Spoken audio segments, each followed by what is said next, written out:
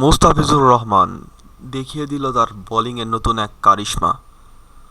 সদ্য চলমান বিপিএলে তার প্রথম ম্যাচে কুমিল্লা ভিক্টোরিয়ান্সের হয়ে দারুণ এক বোলিং করলো। তার বোলিংয়ে দেখা গেল দারুণ এক বৈচিত্র্য। আমরা সবাই জানি মুস্তাফিজুর রহমান হচ্ছে কাটার মাস্টার।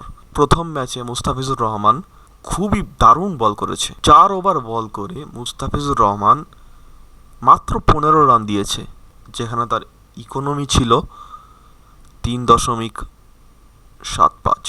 2 উইকেট নিয়েছে। উইকেটগুলো ছিল বিগ উইকেট। তার থেকেও বড় ব্যাপার, মুস্তাফিজুর রহমানের বোলিং ডেলিভারি যদি খুব স্পষ্ট করে দেখা যায়, বামহাতি ব্যাটসম্যানকে ইনসুইং করছিল, যেটা অবিশ্বাস্য।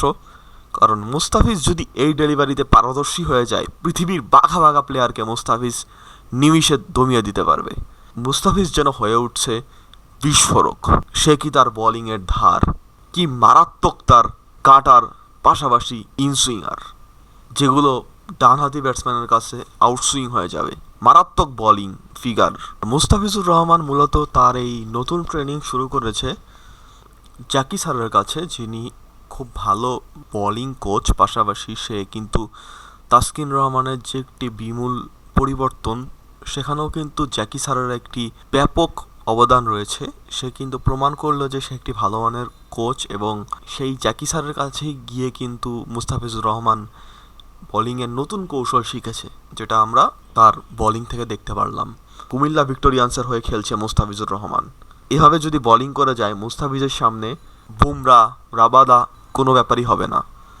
তার পাশাপাশি মুস্তাফিজুর রহমান কিন্তু টেস্ট ক্রিকেটে খেলতে চায় না, তবে তার যে বোলিংয়ের স্টাইল, তার যে ভ্যারিয়েশনস, কাটার, ইনসুইং ডেলিভারি, সব মিলিয়ে মুস্তাফিজুর রহমান যদি এই বোলিংটা ধরে রাখতে পারে, আরও সূক্ষ্মভাবে করতে পারে, তাহলে কিন্তু মুস্তাফিজুর রহমান সেই শিখরে পৌঁছে যাবে। এবং টেস্ট ক্রিকেটে যদি মুস্তাফিজুর রহমান পারফেক্টলি ব্যাক করতে পারে, সেটা মুস্তাফিজুর রহমানের জন্য হবে একটি বিরাট ব্যাপার। তো বন্ধুরা, এই আজব এই ব্যাপারটি জানতে পেরে আপনাদের কেমন লাগলো অবশ্যই কমেন্ট করে জানাবেন, এবং চ্যানেলটি অবশ্যই সাবস্ক্রাইব করে দিবেন। আপনাদের জন্যই আমি আছি। আল্লাহ হাফেজ।